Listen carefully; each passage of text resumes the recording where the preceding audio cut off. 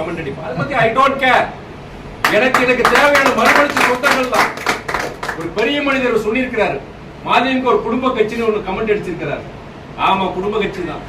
எனக்கு இதுதான் குடும்பம். எனக்கு மறுமலர்ச்சி சொந்தங்கள் தான் எனக்கு குடும்பம். இந்த என்னுடைய சொந்த உறவுகளோட மறுமலர்ச்சி உறவுகள் அதான் என்னுடைய குடும்பமா நினைக்கிற என்னுடைய சொந்த. எனக்கு நீங்க நல்லா இருக்கணும்.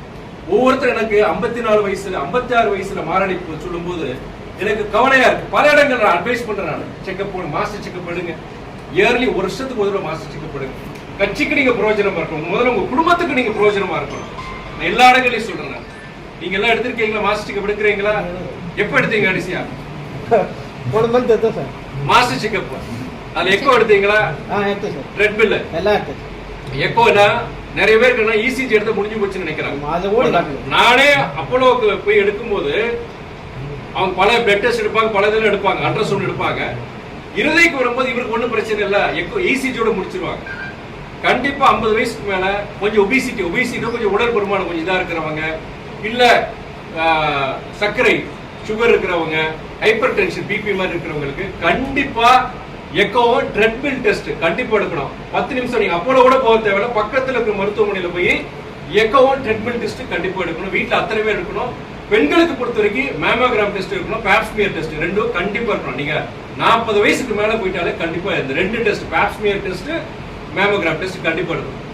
குடும்பத்துல இருக்க உங்களோட உடம்ப பாத்துக்க நீங்க நல்லா இருக்கணும். உங்க குடும்பம் நல்லா இருந்தாதான் இந்த பெரிய குடும்பம் மதிமுகங்கிற குடும்பம் நல்லா இருக்கும்.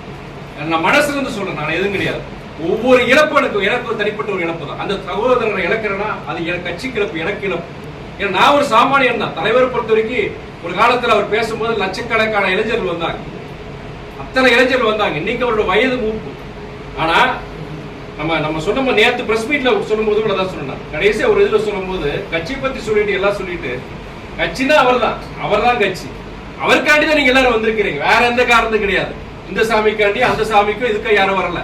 வைகோபால் சாமிங்கிற ஒரு நபருக்கு தான். அப்படிப்பட்ட உங்களுக்கு ஒருத்தர் எனக்கு நீங்க தான் கட்சியுடைய சொத்து, எங்களுடைய சொத்து, என்னுடைய சொத்து, எங்க ஐயாவுடைய சொத்து எல்லாம் நீங்க தான். உங்க உடம்ப பார்த்துக்கோ. உடம்ப பார்த்துட்டு நல்லா இருக்கணும். உங்க குடும்ப பிள்ளைகள் நல்லா இருக்கணும். திட்டமிட்ட வாழ்க்கை இருக்கணும். இன்னைக்கு இருக்கிற எங்க ஜெனரேஷன் பசங்களுக்கு நான் சொல்றேன், நானு நீ இன்னைக்கு 20-30 வயசா, நீ 35 வயசு என்னவா இருக்க போற, 40 வயசு என்னவா இருக்க போற, 45 வயசு என்னவா இருக்க போற, ஏதோ இப்பவே நான் அந்த மாதிரி திட்டமிட்டு இருக்கிறேன். அந்த மாதிரி திட்டமிட போய் தான் எனக்கு இன்னைக்கு பொறுத்த வரைக்கும் பல அரசியலை பொறுத்த வரைக்கும் சுதந்திரமா என்னால செயல்பட முடியுது. பொருளாதார பிரச்சனைகள் கிடையாது, இது கிடையாது. சிக்கனமா இருந்திருக்கிறேன். சிக்கனமா இருங்க. இன்னைக்கு இருக்கிற ஜெனரேஷன் பொறுத்த வரைக்கும் சேமிப்புங்கிறது கிடையாது.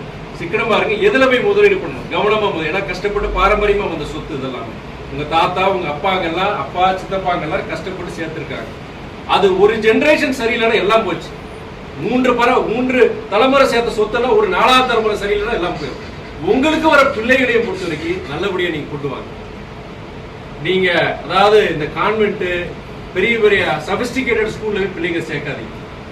தயவு செய்து அதை தப்பு பண்ணாதீங்க. சாதாரண ஸ்கூல்ல சாதாரண எளிய மனிதரோட பிள்ளைகள் படிக்கிற ஸ்கூல்ல போய் சேருங்க. நான் என் பிள்ளைகளை அப்படிதான் படிக்க வச்சேன். நான் இந்த ஸ்கூல்ல சேர்க்கலையா அந்த ஸ்கூல்ல சேர்க்கலன்னு சொன்னாங்க. சாதாரண மிடில் கிளாஸ் வரணும், அப்பர் மிடில் கிளாஸ் வரணும், லோவர் மிடில் கிளாஸ் வரணும். இந்த மாதிரி ஸ்கூல் இருந்தோ அந்த ஸ்கூல்ல பிள்ளைங்க போய் சேர்க்கணும், போய் சேர்த்து. அதனால பல பிரச்சனை இல்லாம இருக்கு. அதனால நல்லபடியா ஒரு உடலையும் சரி, மனதையும் சரி, பொருளாதார ரீதியிலையும் இந்த குடும்பம் நல்லா இருந்து நல்லபடியா வரணும்னு சொல்லிட்டு நான் ஆண்டவனை வேண்டிக்கிறேன். நன்றி எல்லாருக்கும். இந்த கட்சி எல்லா இயக்கத்தோட அனைவருக்கும் நன்றி. ரா பிளஸ் நியூஸ் தொடர்ந்து பார்க்க சப்ஸ்கிரைப் செய்து கொள்ளுங்கள்.